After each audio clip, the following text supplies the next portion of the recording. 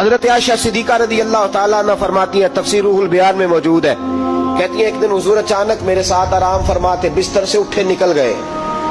ہمیشہ نبی پاک علیہ السلام کا طریقہ مبارکہ تھا، جب رات کو تہجد کے لیے اٹھتے تو کہتے ابو بکر کی بیٹی حق تیرا ہے، وقت تیرا ہے، پر اگر تو اجازت دے تو میں اپنے اللہ کو راضی کر لوں۔